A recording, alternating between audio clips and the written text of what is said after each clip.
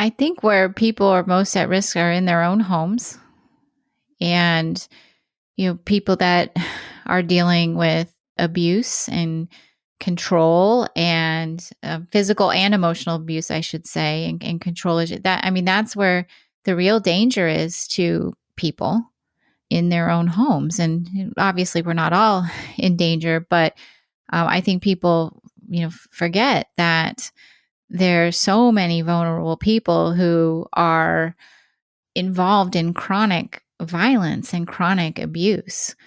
So I think that's the real problem. The problem is not serial killers. And that's probably why we do find them so fascinating, because they are rare. And most people have never met a serial killer or investigated or known anyone killed by a serial killer. And I'm not saying, and when I say rare, rare does not mean never. I'm quoting Michael Johnson, gold medalist Michael Johnson. Rare does not mean never.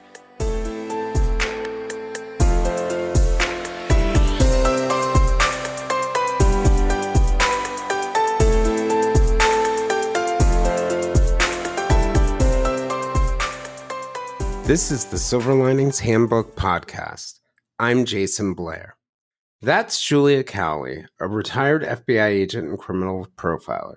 Julia spent 22 years in law enforcement investigating violent crime, including 11 years as an agent and a decade more as a member of the famed Behavioral Analysis Unit, or BAU.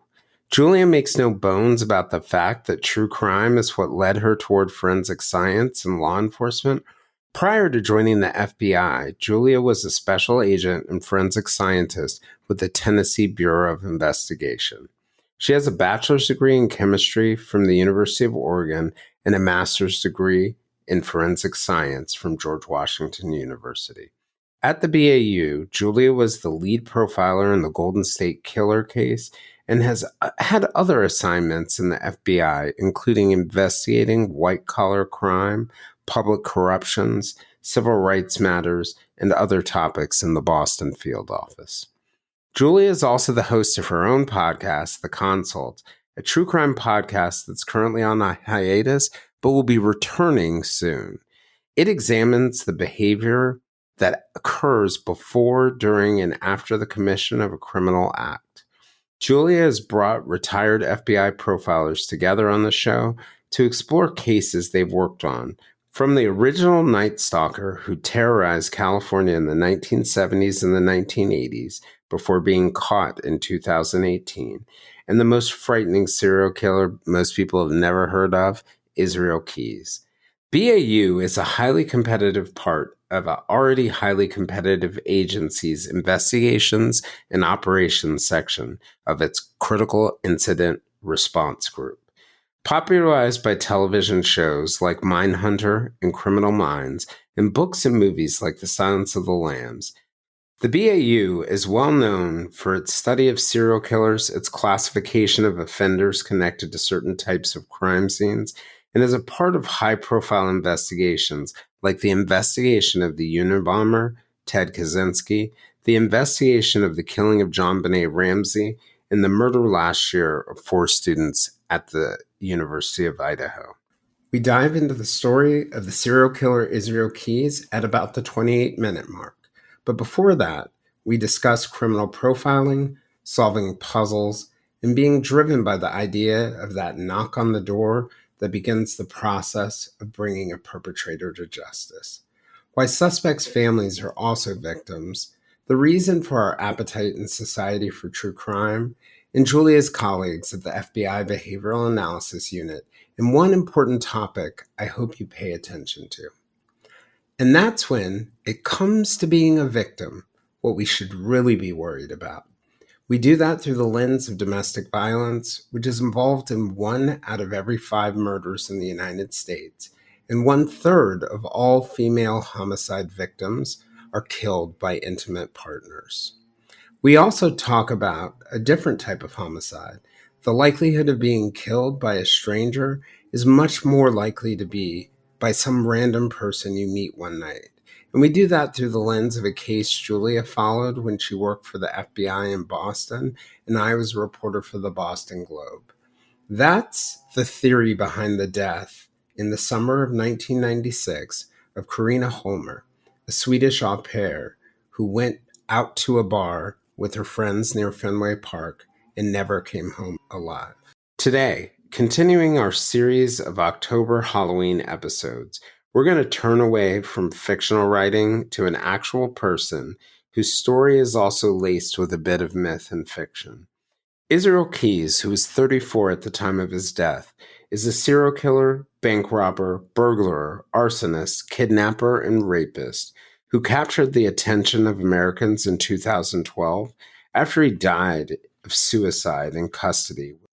After his death is when law enforcement authorities announced that he had murdered at least 3 victims, committed dozens of other felonies, and was suspected in killing more.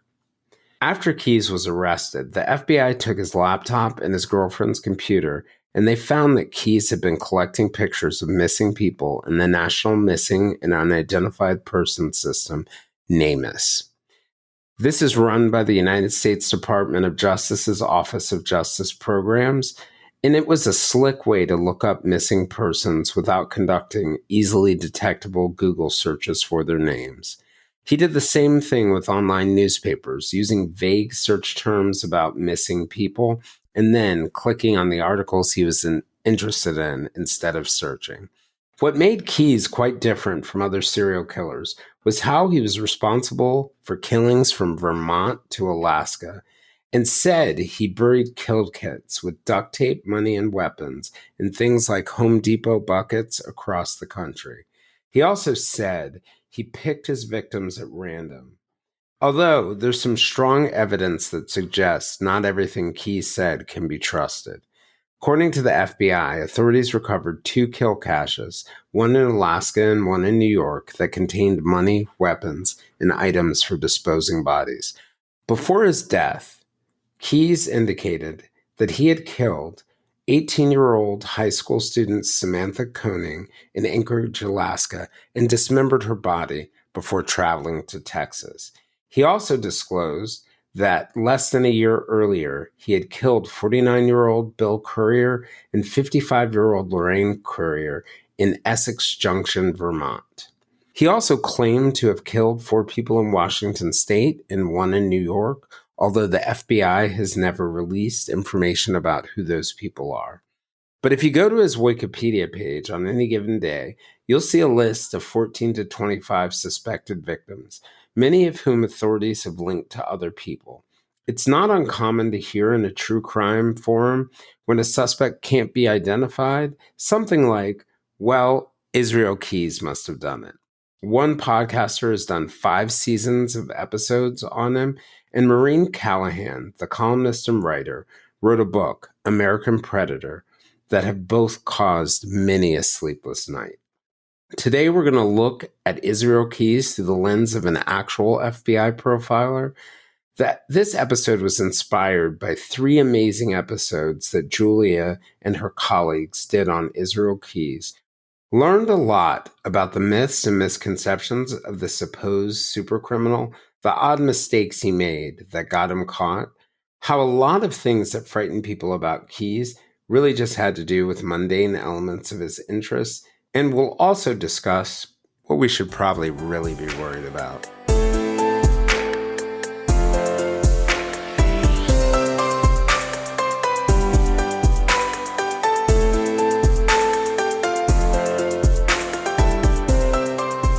Hey, Julia, I wanted to thank you for being on again.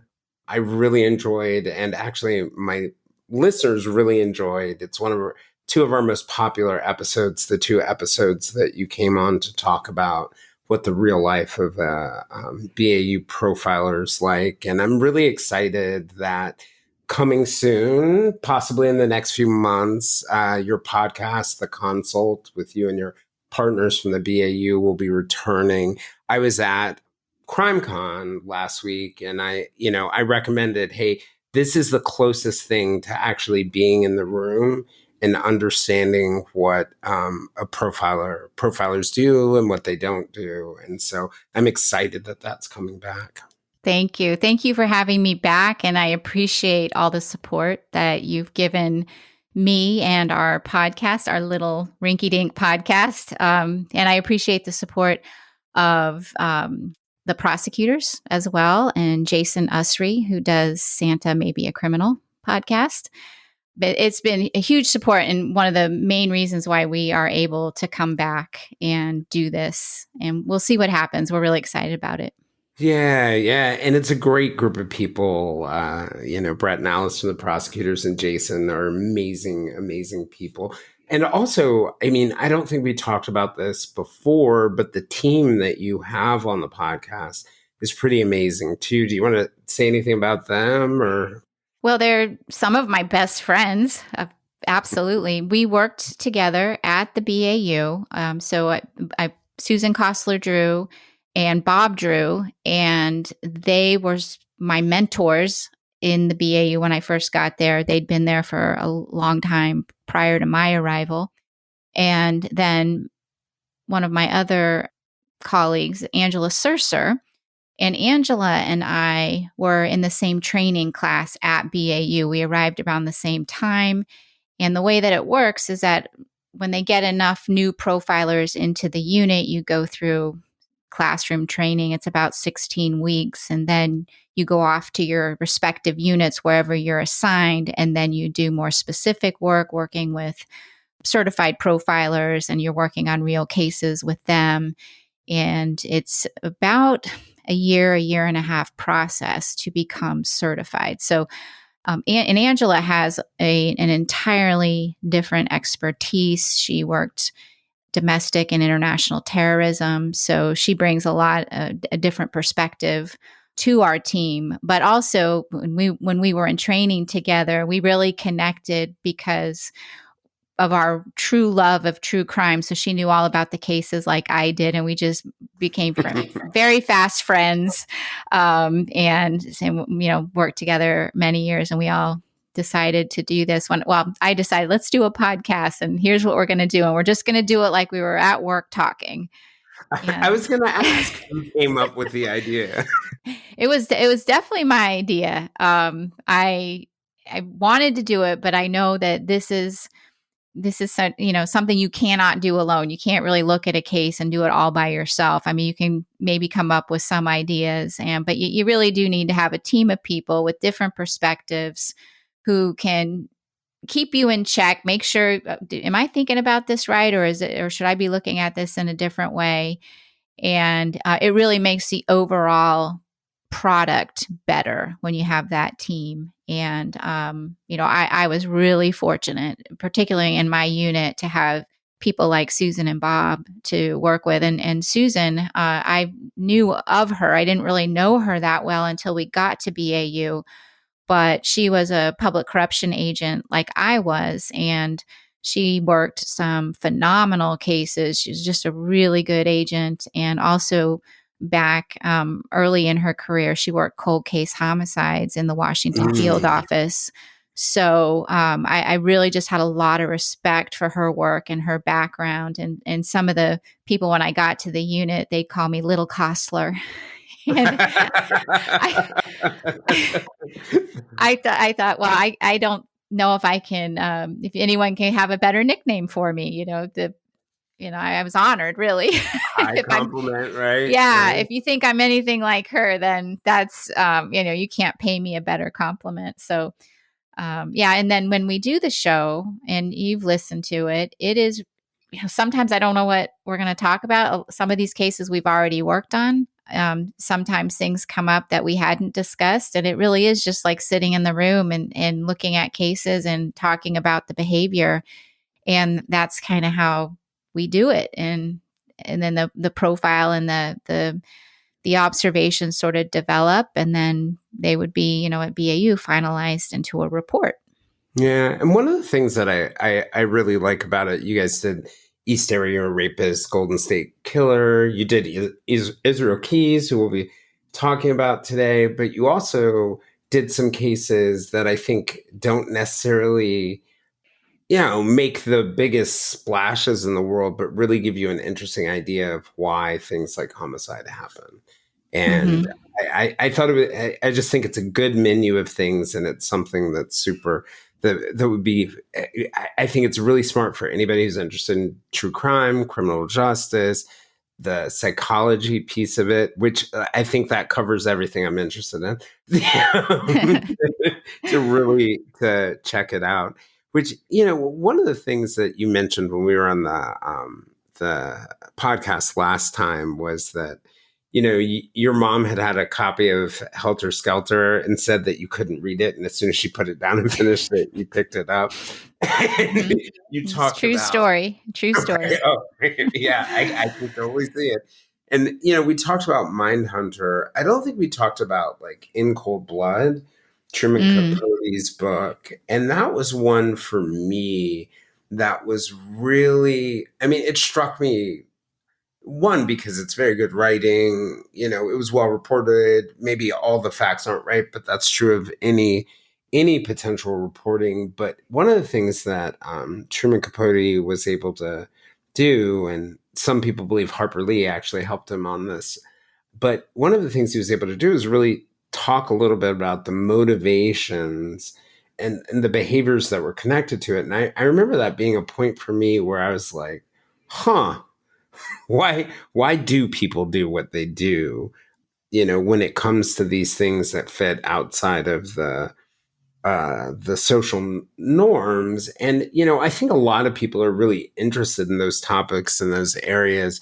2023 has been a big year for true crime cases. You had the Long Island serial killer, or at least one of the Long Island serial killers, arrested. You've had a lot of things happening in the Delphi case with Abby Williams and Liberty Germain. You've got the University of Idaho killings going on. But one of the things that I notice in a lot of these conversations, there's a lot of conversations about, why do people do it? And I think there's a lot of fascination about sort of like darkness. And I was just curious, like, as somebody who, has worked and supported work on actual cases and who's a true crime fan, any thoughts on your end on why we're so fascinated by this stuff? I have no idea. I'm still asking myself. I can only speak for myself. And I've, from the beginning, not only fascinated with, well, why does somebody do this, but what kind of person would do this, but also catching them. It's just the idea of justice, in that somebody who does something so horrible is going to pay for what they did, and the figuring it out and the piecing it together and the investigative portion of it just fascinates me. I want to know, how did you solve it? How did you find them? How did you interview them? And I think that was what really piqued my interest in it to begin with. And that's the fascinating part for me, the obtaining of justice. I also think this stuff is so out of the realm of possibility in our normal everyday lives. And it's scary to people. And it's thrilling in some way to learn about these cases and be scared. It's kind of like people watching horror films. But I do think there's an element of that, of, it's thrilling because it's scary. But then, okay, I'm safe in my house watching this on TV or reading this book or listening to this podcast. But it's also, there's an entertainment part of it because of, how scary. And these stories, they are people's lives, and they're very interesting.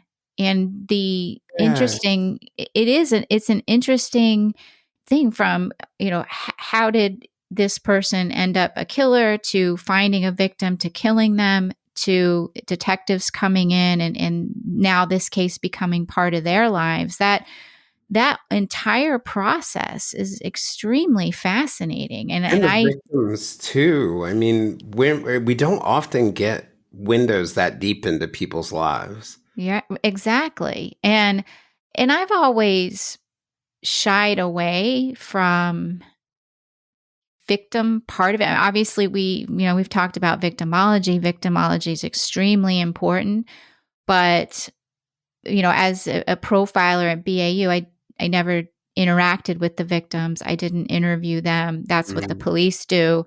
And so it helps me, I think, stay, maybe more mentally stable. It's easier. It's easier, Yeah. and it's easier to be more objective.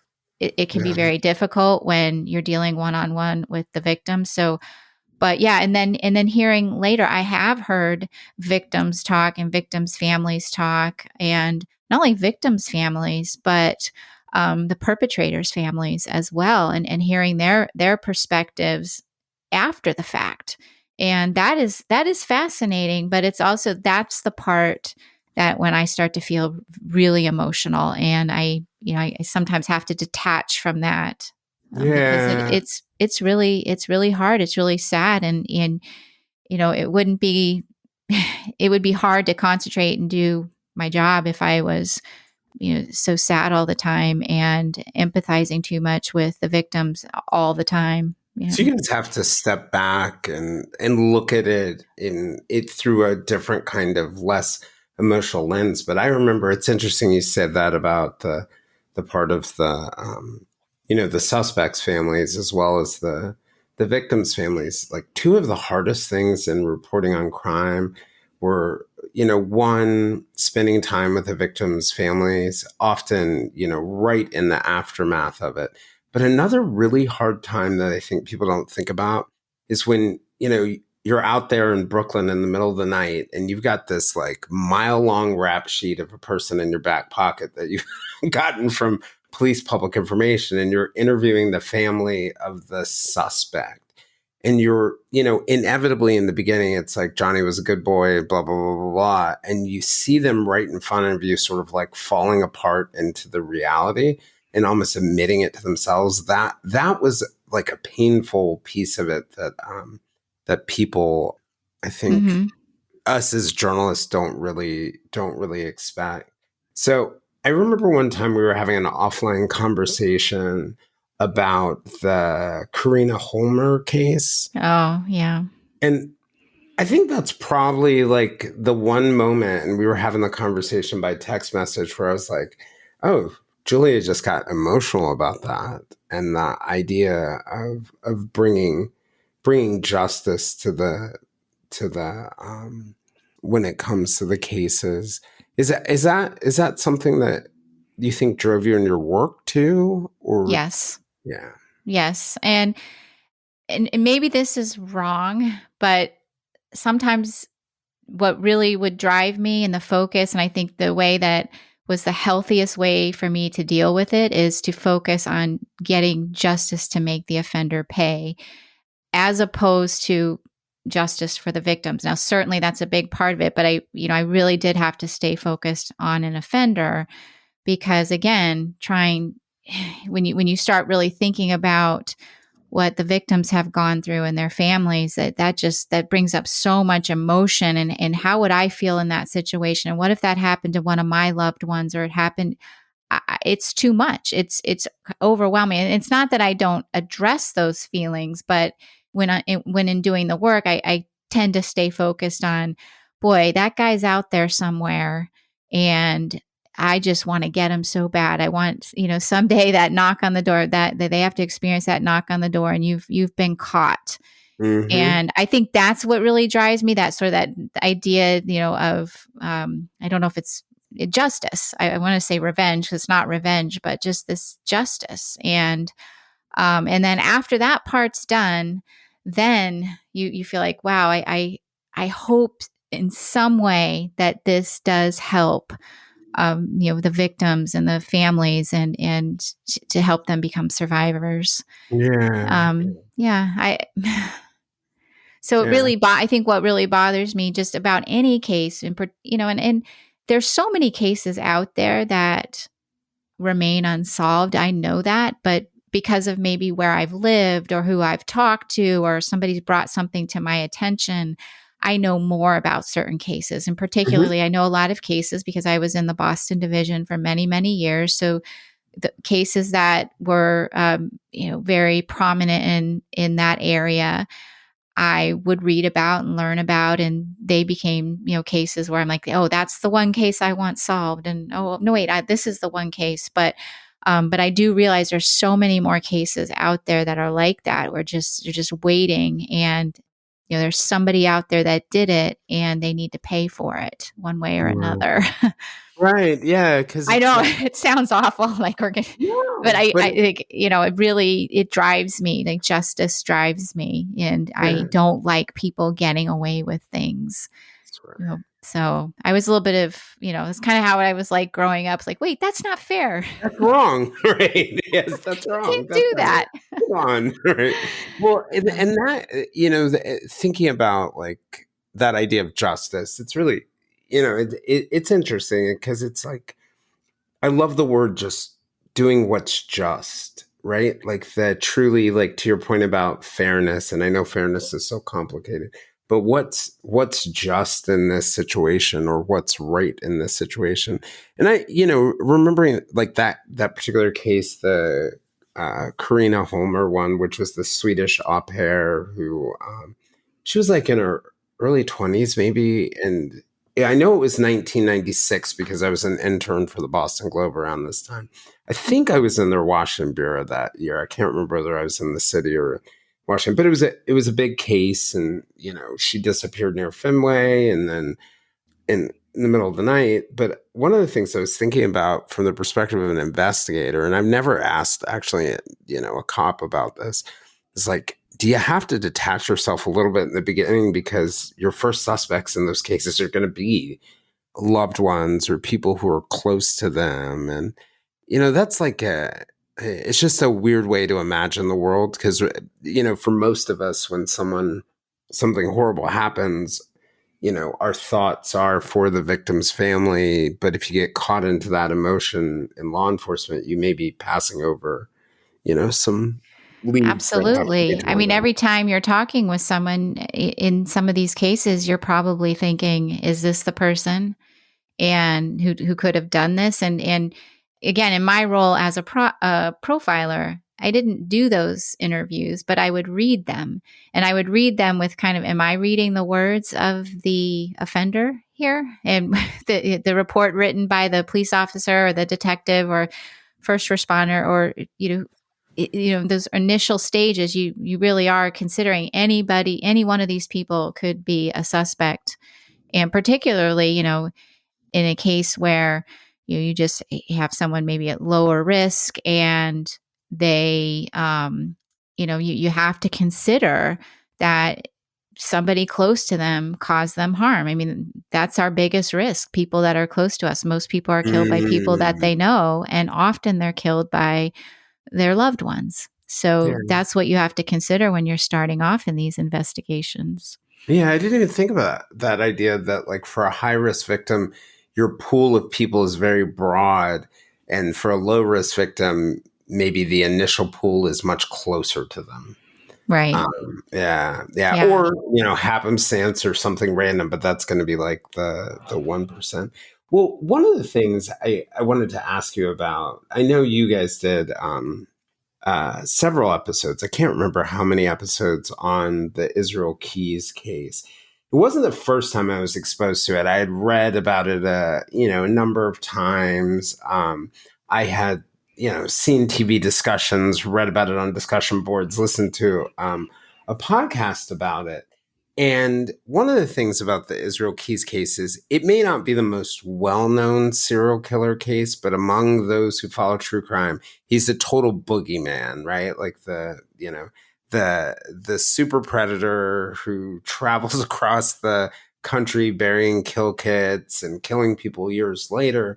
But one of the things that I liked about your episodes on it, and I'm curious about why you even decided to tackle it. It felt so level headed, and it was like probably the first thing and the last thing so far that I read or that I listened to where I was like, oh, this guy was just a human with some weird interests that happened to make him, you know, decent at what he did. Why did you guys Hmm. decide to do Keys? Well, we did that case. I picked it, and one of the reasons was because Bob Drew had been the lead profiler on the Courier case, which was Bill and Lorraine Courier. They had gone missing from their home in Essex Junction, Vermont in 2011, June 9th, 2011 to be exact. Or they were reported missing June 9th. We believe they went missing June 8th.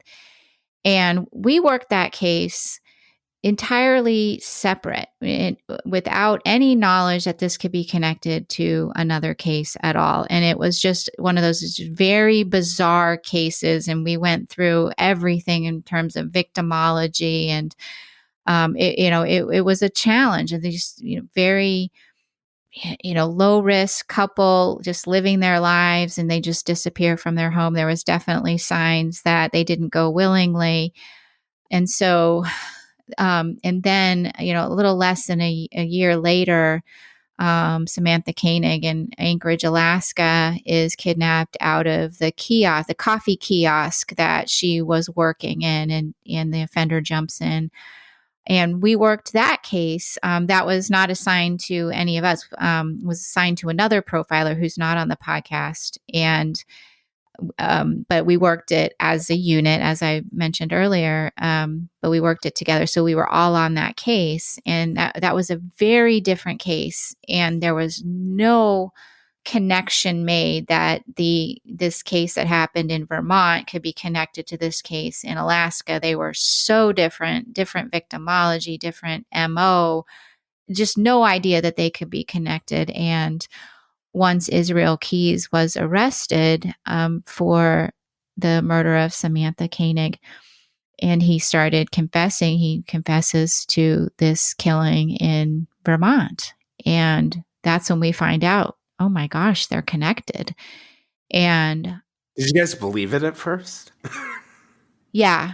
Yeah. We did believe it because the information was coming from the FBI in Anchorage, Alaska. There were some very specific things that he said. I mean, how would he know this? I mean, obviously you corroborate what's said, but I guess there was a little bit of disbelief, but I'm like, I didn't necessarily doubt it. I think I was just more in shock, like, wow. And I mean, that it was unbelievable. And then you start thinking, well, what other cases could we have potentially looked at that could be connected? And at this point, I'm not aware of any that have been connected to him that we worked in the unit while I was there, or while, somebody else had worked on while I was there. But, you start thinking, what else is out there? And I know I don't want to say we questioned ourselves, because I don't know if there was really any way possible that we could have, really in any way connected the cases without a confession. Yeah. Right. They were in their 50s and yeah. They were in their 50s. It was a home invasion. He went and kidnapped them out of their home. He took them to another location in their vehicle. He sexually assaulted both of them, murdered them, left them. Their bodies have never been found. And then, this case with Samantha, she's 18 years old. She's by herself. This wasn't a home invasion or anything like that. She was kidnapped from her place of employment. And, obviously almost about as far as you can get from one another in terms of geography in our country. And just coincidentally, these two cases came into the unit, and and I think too that I just don't know that there's any way without him telling us that we ever could have connected them behaviorally. They're just too far apart in many ways in terms of victimology and geography. It was quite surprising. Yeah. And for me, I think that the geography piece of it, the age of the victims, the fact that one involved a man, and Samantha was a young woman, all of that stuff to me kind of, it's a reality that I kind of know in the back of my head, but I think sometimes we have a tendency to think like, killers, particularly serial killers, have a type, and that type is very narrow. And there's something about like once you know their type, you stop worrying. Like Ted Bundy, what was it, brunettes who, of a certain age. And I wonder whether there's like a misconception there about, the narrowness of type, if that makes sense. Well, I don't know if there's a misconception. I do think that there is typically an ideal victim for an offender. They probably have something in their mind that's ideal, and they strive to find that particular victim. And in this case with Israel Keys, I'm not sure that he really cared. He didn't. He just had, a level of deviance that, his range of victims that were desirable to him was much wider than, let's say, like you said, like a Ted Bundy. He was very specific. He had kind of an age range. And of course, most of the, the hairstyle was popular at the time, long straight hair parted in the middle. But he did seem to stick to a certain, look in terms of, his what he desired and sought out. But there are other killers who I think just have a wider range of what's desirable to him, and Israel Keys is one of them. Yeah. Yeah. One of the interesting things about him, the more I read about him, and I don't know whether this was explicitly said, but in anything I read, and I recently read the American Predator book by Maureen Callahan on the Keys case, which is really interesting.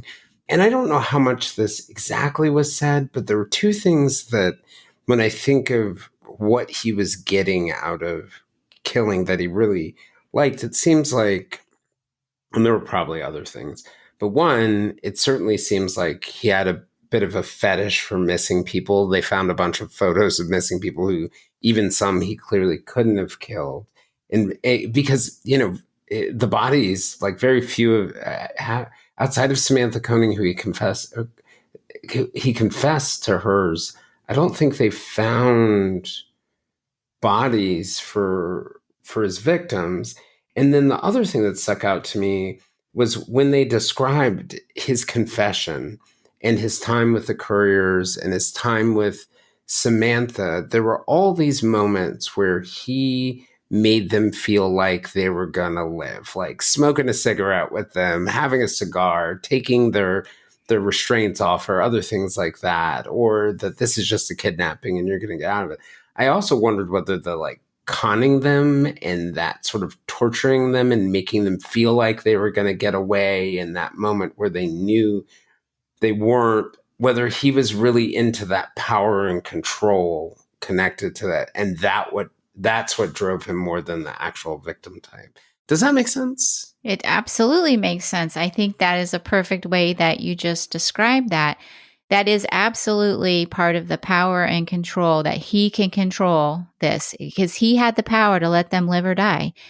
And I think there's some gratification that somebody like him gets out of, I'm duping you, the duper's delight, that I get a thrill out of duping people and lying to them and making them believe something that isn't true.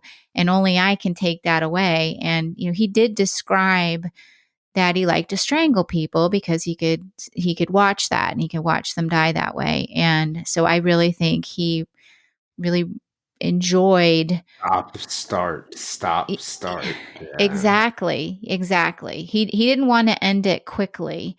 And some offenders do. They just want to get it over with and end it quickly. But others, really enjoy the time they spend. And that was part of his gratification, is to really make them believe that they're going to survive this, see the hope in their eye, and then, watch it disappear when they realize he's not going to let me live. He's going to kill me. And that's a thrill for him. Right. But yeah. What is it about Keys that you think sort of like captures, the imagination? I know the first thing for me were the kill kits, that he planted these kill kits in Home Depot buckets with, tape and, guns that he never used, I don't think, except for once that he said. But, guns and all these other things across the country, and then was going back to them years later. That just struck me as like, that's the first time I've heard that one. What do you think captured the imagination when it came to him? The planning and the fact that this could happen anywhere and anyone could be a victim. And it's so random. Like, I'm just going to plant this here, have this later. And if I decide to come back, it's here for me. So I think that, and we've never quite seen anything like that. We have seen killers who are very good planners. They have kill kits. They keep rape kits with them and drive around with them. But this level of leaving things around the country to come back to in order to kill in that area of the country, I've never seen that before. I've never seen every single case in the world, but I think that was pretty fascinating. I think when we realize he was doing that, we think, oh, wow, he is smart. He's sophisticated. He's cunning. He's, he can get anywhere and he can get to anybody. And I think that's part of the fascination with him is that this idea that he's, super smart, this really fits this kind of myth of the evil genius because he did take that extra step of, this long-term planning. Right. Where other killers may be more impulsive, or they may be more, I guess less diligent and precise about what they're doing.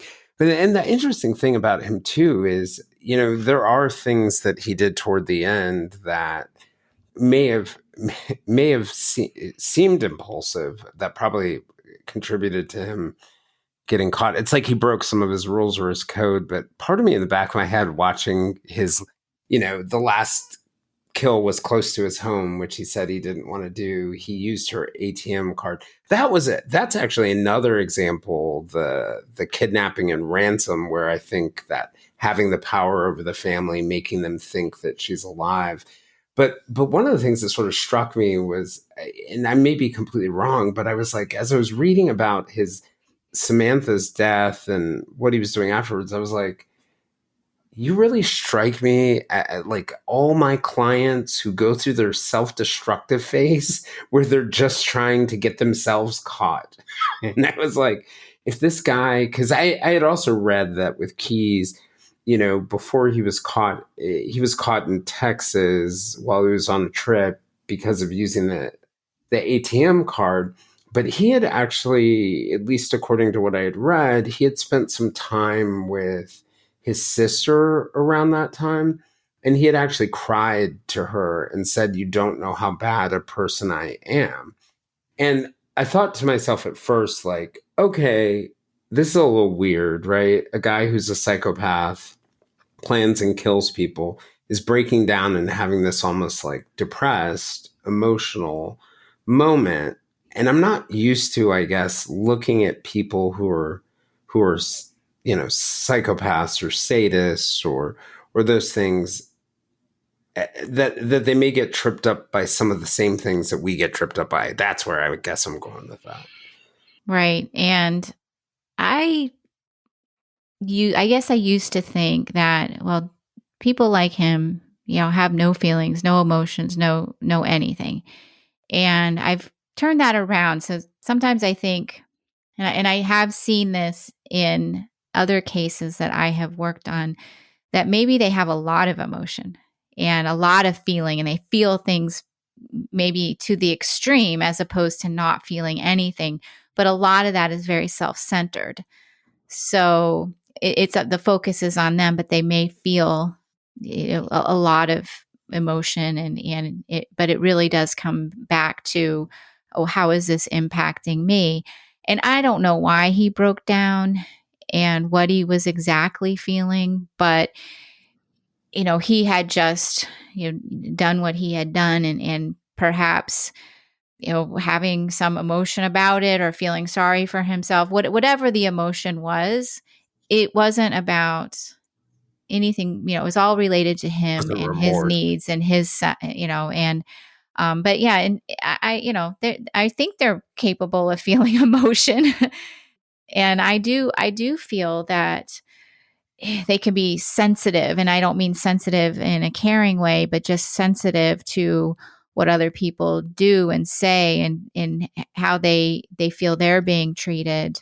And Mhm. it may be at more of the extreme, and as opposed to them just having no feelings at all. And I think they get a lot of, and I hate to say they, but some, because I don't want to just overgeneralize, because Right. there's no, not all serial killers are the same. There's so many, there's so many differences between them. But what I do think is, particularly in the behavior that we observed with Israel Keys, there is sadism. They enjoy hurting other people, seeing the pain of other people, and having control over other people, whether they live or die, or whether their loved ones live or die. And that's very sadistic. And he really enjoyed that. And for whatever reason, I think he wasn't getting what he wanted. And so he had a breakdown. But I don't think it necessarily meant that he was sorry for what he did or felt bad for what he did, because what he did is to such an extreme that I just don't believe he really felt sorry about that. He may be tortured in other ways, but Right. I don't think he felt sad or bad for what he had done. Yeah, I wonder whether it's almost like because I am one of those people who over time I've kind of convinced myself that, you know, a number, not all, serial killers probably have intense empathy, but it's cognitive empathy. They know how to read people, they understand the way people think. Like that had to come somewhere from somewhere, but they don't have that same emotional empathy. But I almost like I think of him like an addict, right? He would kill someone according to his confessions, and then he talks about like robbing banks to decrease the urge or the need to kill someone. And then, you see things like in the final killing, he actually uses I think it was a cell phone to call or text the victim's family to do a ransom. It's almost like you're like one upping yourself, almost like a drug addict, where like the first hit is great, but you need to do more to get the next hit, and the more to do the next hit.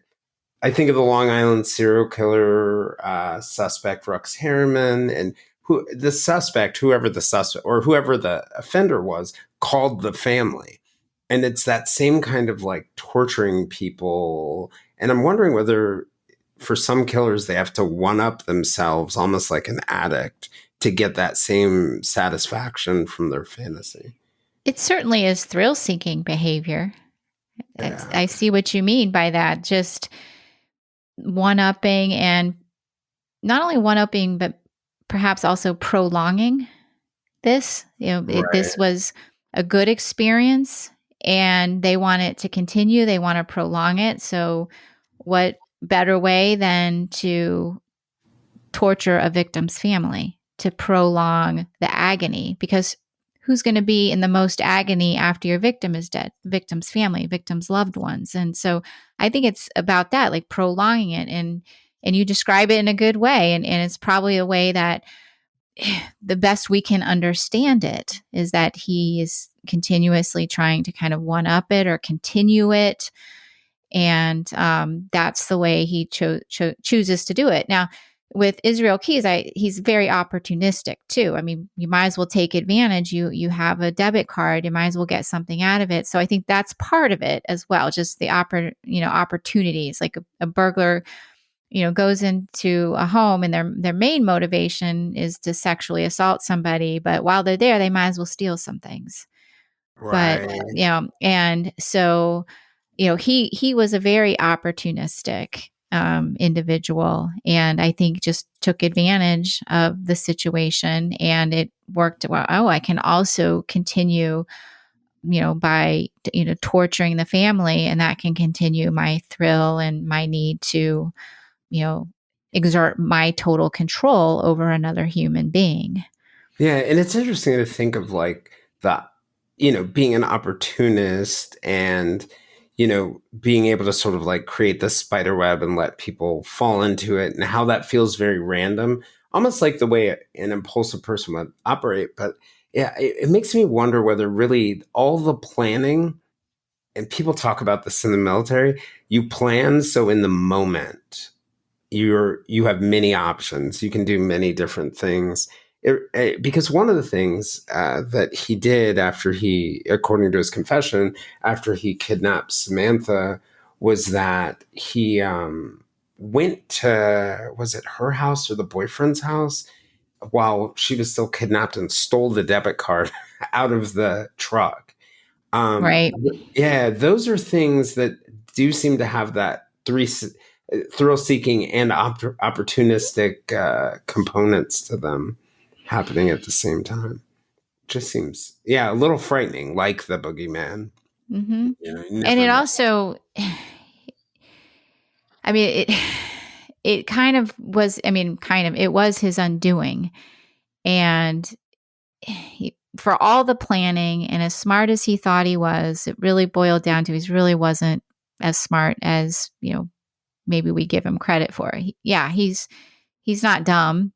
And if he had stuck to his plan, he probably could have killed more people, past Samantha. I think they're very potent, or very likely other victims out there that we don't know about yet or haven't confirmed. But he couldn't help himself, and that's kind of where he wasn't as smart as he thought he was. Mm. And how he got caught is just the dumbest thing he could have done, is to continue to use a bank card, and he could be easily tracked by law enforcement. And that's exactly what happened. They were tracking him in the use of her debit card as he was taking out the money that he had demanded from the family that they put into her account. And law enforcement was tracking him real time. And then he had a car that was observed on the ATM, and then everyone knew who to look for a car. And a very astute trooper saw the car, pulled him over, and that was the end of him. And it's just his stupidity that was his undoing. Is and again, I think this idea that he thinks he's smarter than everybody else, and ultimately, most of these people are not. Right. Yeah. Right. I remember you saying that, I had asked you or something about the intelligence of serial killers, and you said they're just like everybody else in terms of intelligence. Average, smart. Some are smarter, some are less intelligent. One of the things, I don't know why I just thought of this, but one of the things I remember reading about with him was like it was a family friend or a friend of his girlfriend who said that a bunch of people, who were around him long before this, it just admired the way that he raised his daughters so well. They wanted him to raise their daughters. And I wonder whether that's also a part of what makes him so frightening, that his mask was so good, that, people, there weren't those other signs of like violence or the kind of controlling behavior with somebody like, let's say, Dennis Rader, who's BTK. When I heard he was the animal control officer, I was like, this makes sense. It makes perfect sense. It's all about control and rules and regulations. But I wonder whether, like, how good his mask was, like, whether anybody would have picked him off the street as, I'm sure most of us grew up in a neighborhood where there was a house. There was a house that, like, your parents had to walk by on the other side of the street, or you didn't go to for trick or treat on Halloween. I don't feel like he was living in that house.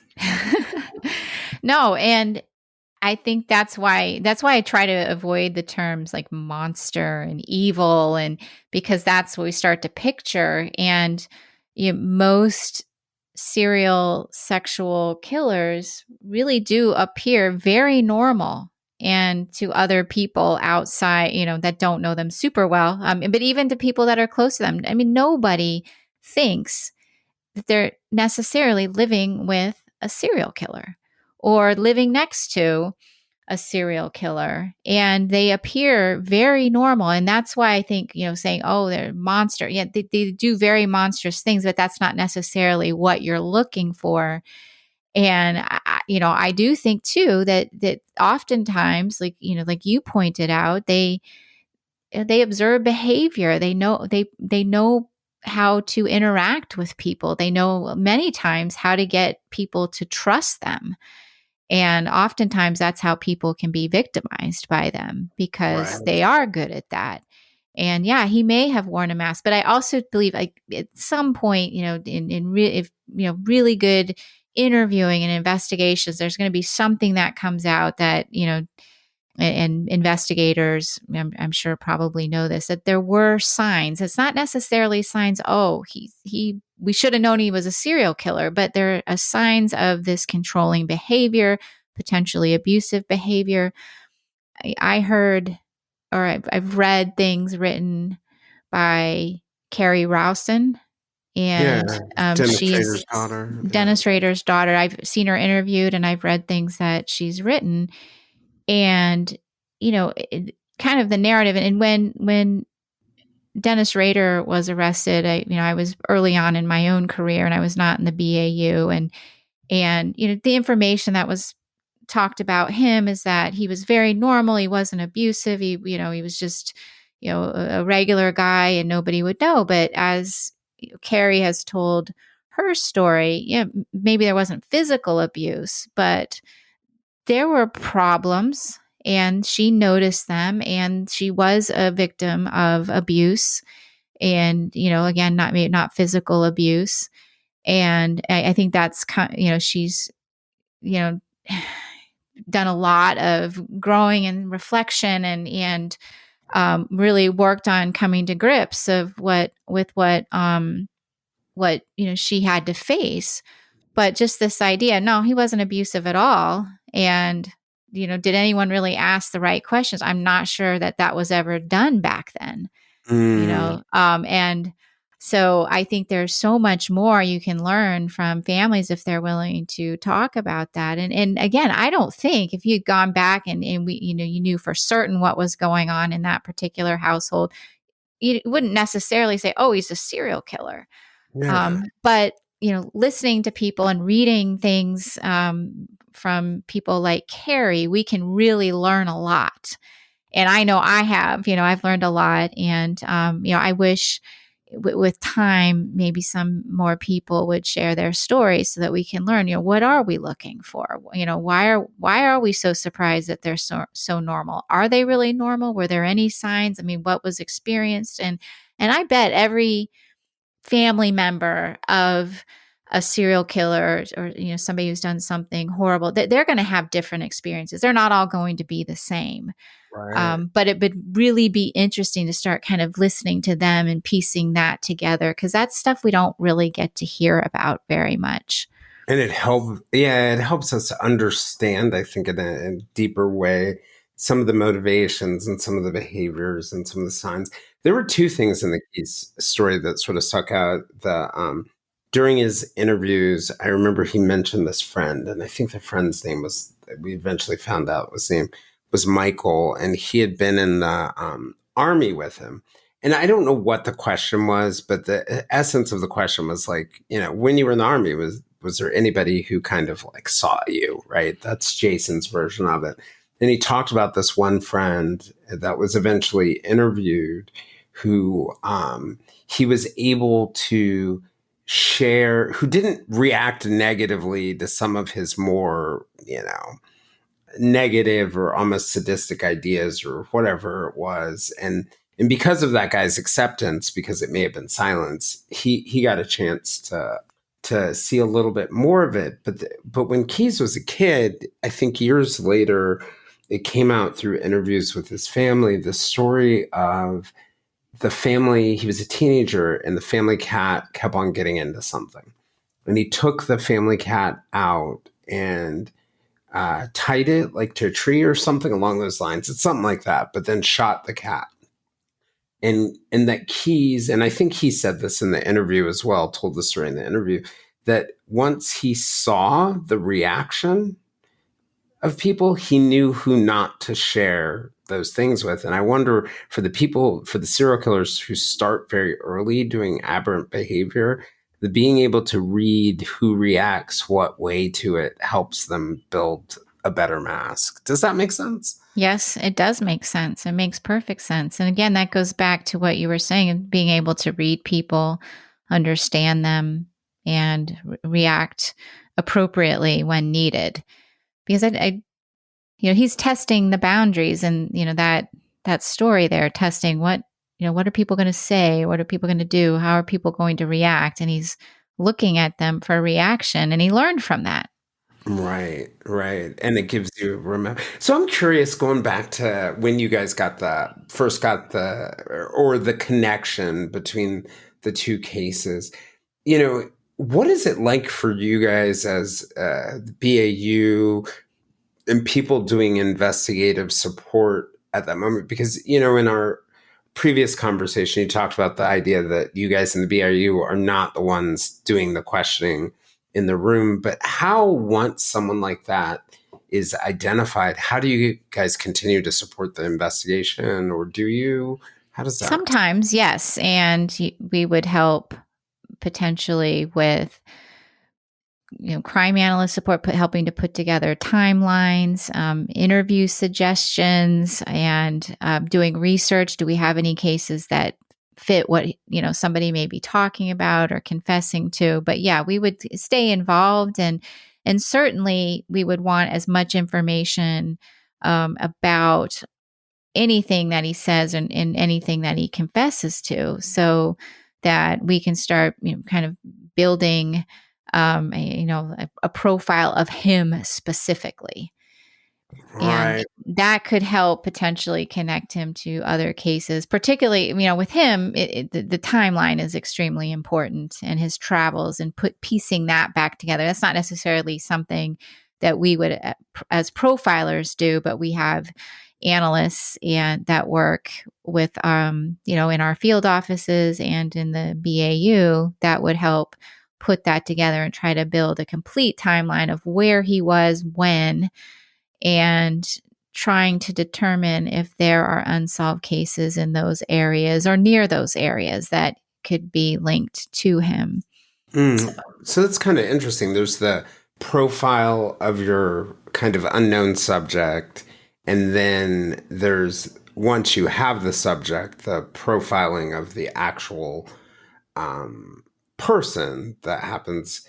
And then that helps things like the interviews. I know they've released like 30 hours of his interviews, which to me is just crazy that one of the weird things about him was that he wanted the death penalty. Or he said he wanted, who knows what he really wanted, because he also tried to escape from a federal courtroom.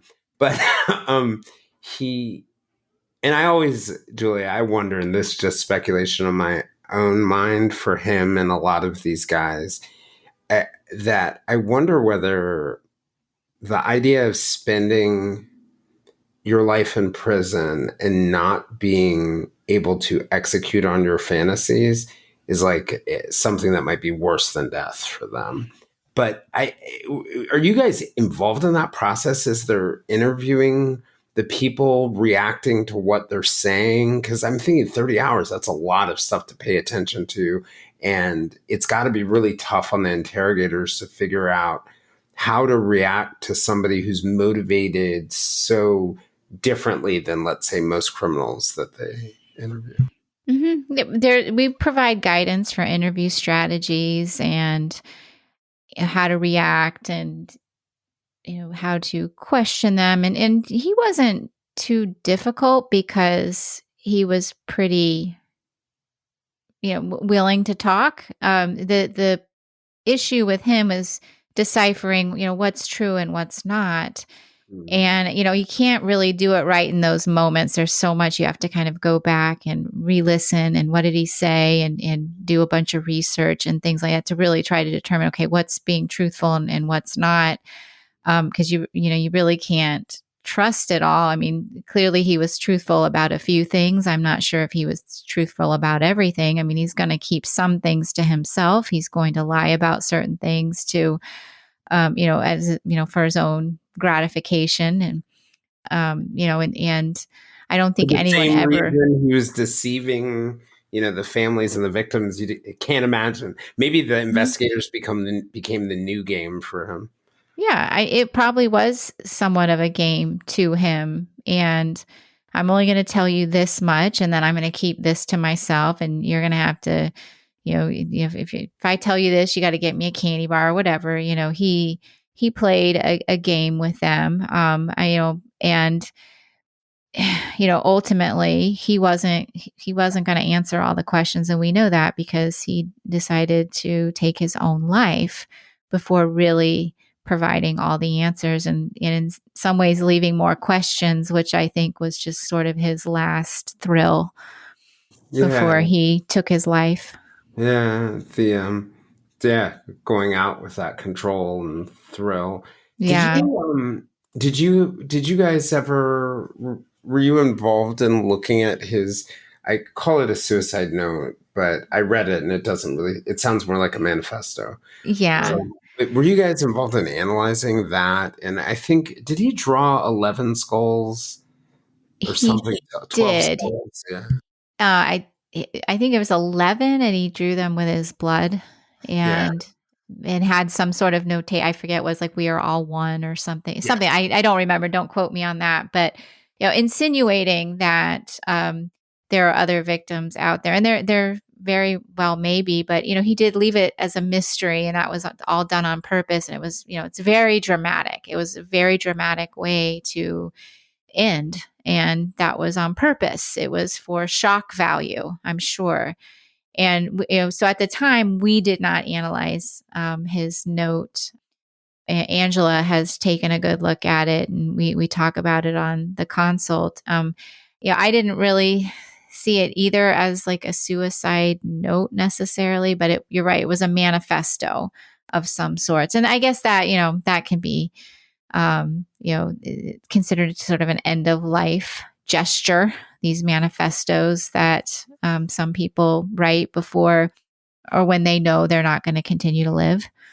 Do you think that, as for someone like him who, when you're investigating someone like him, he's not even in the 1% of killers. It's based on his mode of operating. And we had talked about the idea that statistics are really important to investigating crimes and other things like that. What do you do from a BAU perspective when the people are such outliers like this? Trying to think, Jayson. Well, that's a good sign. I have accomplished my goal. So let me think. Yeah, I mean, most of the cases that we see at BAU are outliers, and that's why we would see them. Mm, okay. So, I mean, overwhelmingly, people are killed by people that they know, and often by people that are closest to them. And unless you have like some compelling reason to suspect a serial killer or a killing, like for example, there are other killings in the area, or there's just something very unusual or bizarre about a particular case, you're like, well, maybe it is a serial killer. Usually you don't do that, but just because it is such a rare occurrence. But you have to rule out all the people that are close to the victims, and because statistically they're likely killed by someone close to them. But oftentimes with because we're at the BAU, we do get involved in these cases that are considered the outliers. But most of the time, most detectives across the country are unlikely to ever work a serial killing. And so you really just have to rule out everything else. Before you can just say this is a serial killer, unless again there's something compelling about it, like there are other similar killings or forensics match. There's same DNA is on multiple victims who didn't appear to be connected, and so and that's how you approach it. And you have to approach each case individually. You have to look at them, one at a time, and start trying to determine and decipher, what am I seeing here? What is going on here? What is the interaction that we're seeing? What is the motive? What is practical? What is not necessary? What is not necessary? What is, behavior that's gratuitous, the ritualistic behavior? That's the behavior that tells us, okay, why are they doing this? What is with their true motive for this? And then, you look at kind of all those things. And then if you have multiple, you sort of see what are the similarities there. And statistics is hard because statistically, you show me a case and I will say this is probably someone very close to this person who killed them, because that's what statistics tell us. Statistics do not suggest that that most killings are related. Even random killings are the work of a serial killer. I don't know if that really answers your question. Oh, it does. And yeah, one of the things that makes me think about, and I think you guys talked about this on the consult episodes on Israel Keys, and going through the statistics in Vermont and using them to sort of like recognize like these people are very low risk. There's not much of a pool of people. You looked at different interactions that they had online and other things like that. And that whole process of ruling people out is very helpful to get to the point that we have an outlier here.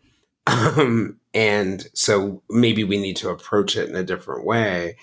And it completely makes sense.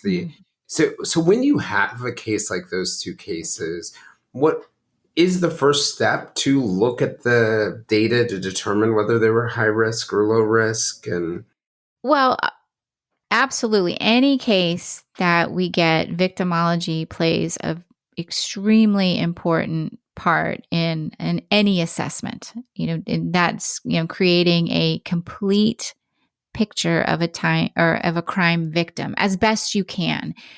And it's sensitive because you have to ask difficult questions, sensitive questions, and you don't want to appear that you're victim blaming. If they are engaging in illegal behavior or anything like that, you want to be sensitive to that. But if you're engaging in illegal behavior or other high risk behavior, you're putting yourself at a higher risk of becoming a victim of a violent crime. But it's really important to determine where their risks in their lives came from. Was it a specific person? Was it their job? Was it the location of their job? Was it, online activity? And, when it came to the Couriers and Samantha, they were pretty low risk. I mean, Samantha's risk came from where she was working. And so that kind of coffee stand right on the street.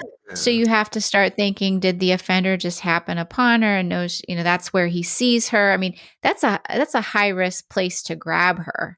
And maybe if he, was closer to her, knew her better, maybe he would grab her at home. But no. So you have to think, okay, maybe her risk is coming from her place of employment. And the Couriers, I mean, there was very low risk victims.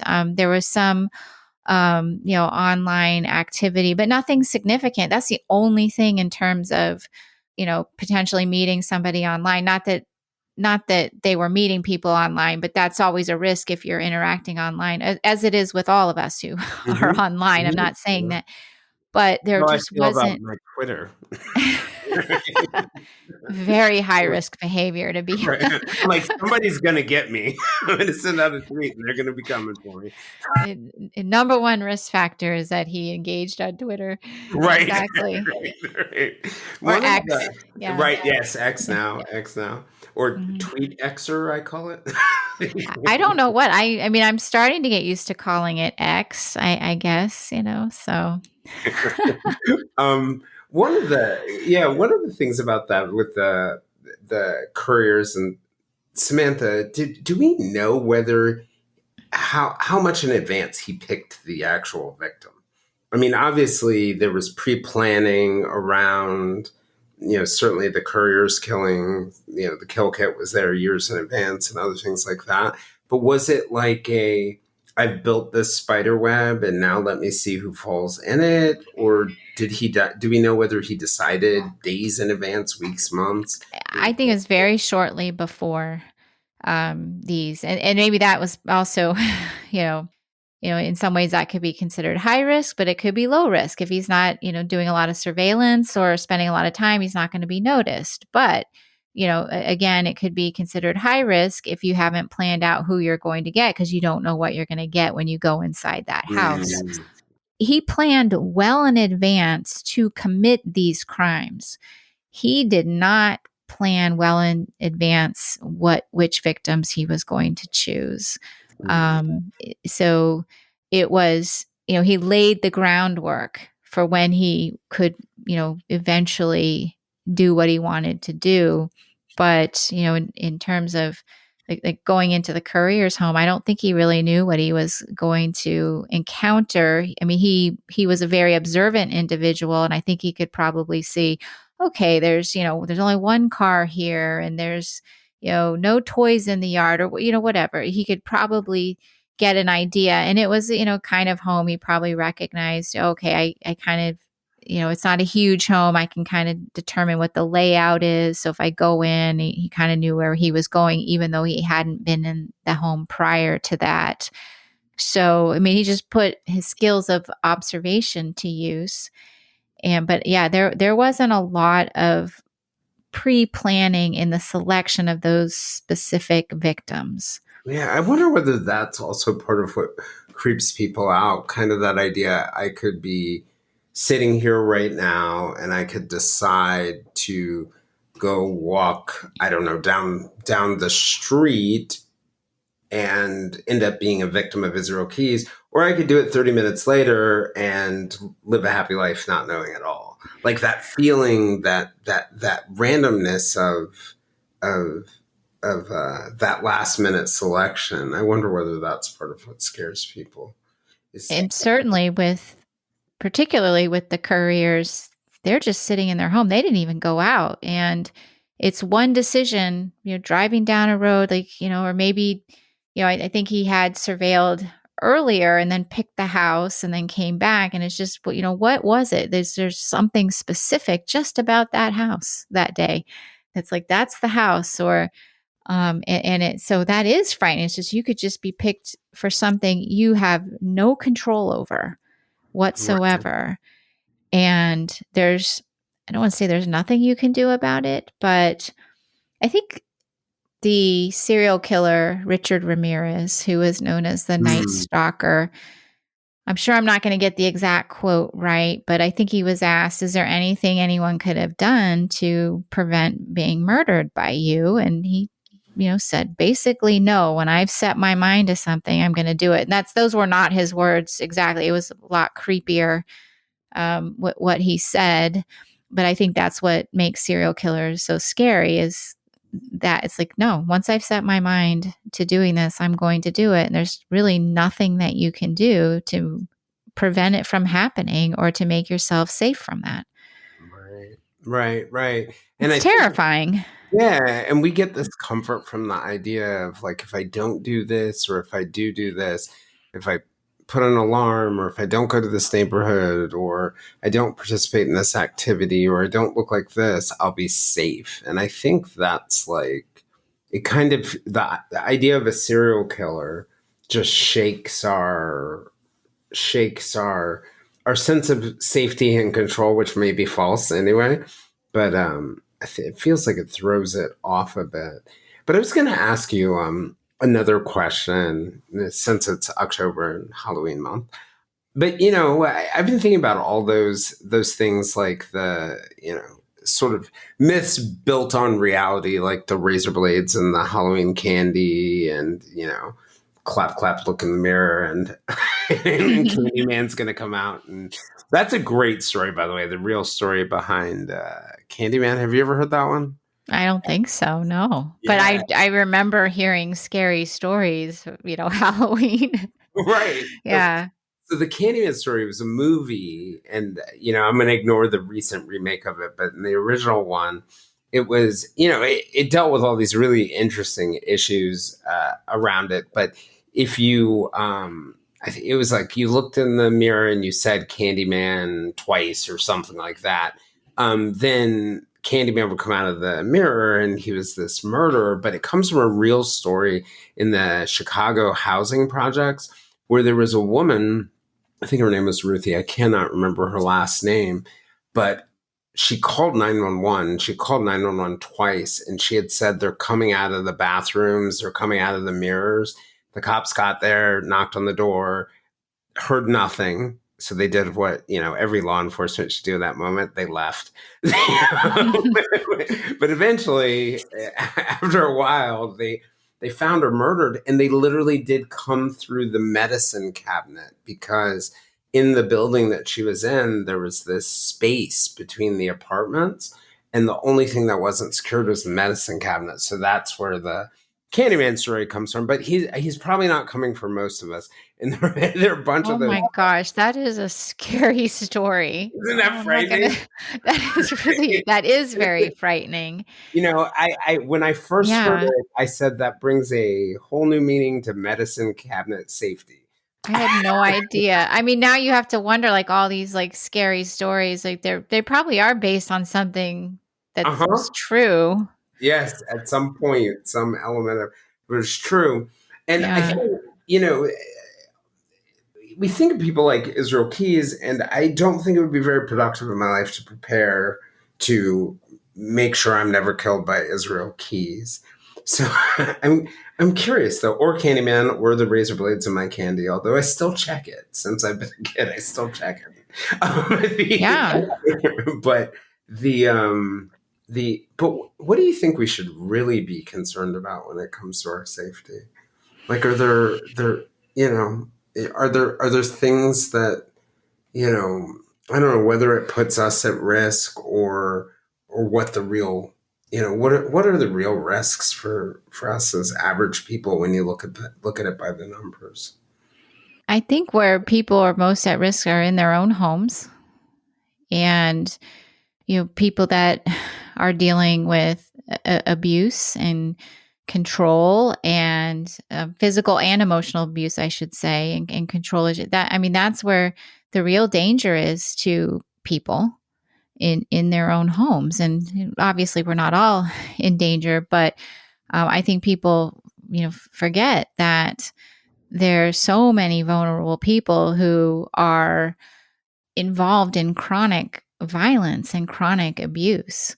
Mm. So I think that's the real problem. Because the problem is not serial killers, and that's probably why we do find them so fascinating, because they are rare, and most people have never met a serial killer or investigated or known anyone killed by a serial killer. And I'm not saying, and when I say rare, rare does not mean never. I'm quoting Michael Johnson, the gold medalist Michael Johnson. Rare does not mean never. And so, but in terms of like people, there's so many people that are just living their lives, they're in chronic violence, and they don't have access to things or help, and I think that's where the real problem is. I'm not somebody, like, I'm not a criminologist or sociologist or things like that, but I do think that is a problem that so many people are dealing with. And don't know how to get help or don't have access to getting help. There's just a lot of violence, particularly against vulnerable populations. Right, right. I yeah, And I do want to clarify, I'm not a criminologist. right. But it's just from what I've seen in my career, and certainly that is a very specific perspective, and throughout my entire career. Right. That's kind of what I've come to see. Yeah. And I think, like, to your point, I think a lot of our fascination is about what's rare. But I remember one friend of mine talking about, like, you know, reading books about serial killers. It's like listening to music or anything else. It might be a distraction sometimes from the things that are wrong a little closer to us, if that makes sense.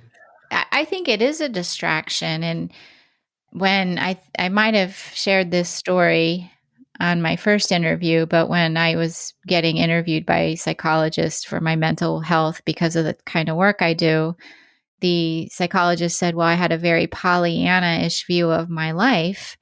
But yet I was also very honest on my questionnaire. So he didn't think I was lying. And he asked why, somebody in my line of work typically doesn't feel so positive about their life. And I guess I thought of myself, well, I think I'm just really thankful for what I have and that I haven't had to deal with what I see.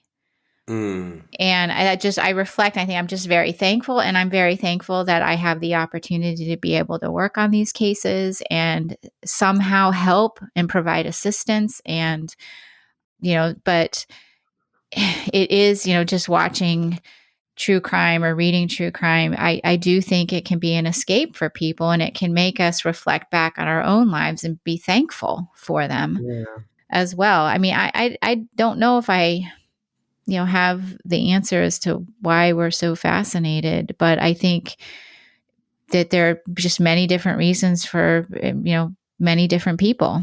Yeah, yeah. I am thankful for you joining me again. I think I am too. I really appreciate you having me on. We always have these very deep conversations. The unexpected. Well, it is very unexpected, and it was also it makes me think. That's for sure. Like, and it also makes me realize and that I don't have all the answers. I don't know things. I make mistakes, and you remind me of that. Well, you remind me of the same thing sometimes. I'm like, yeah, I read that one wrong. I definitely enjoyed talking to you about cases, because I'm like, oh yeah, I am dumb.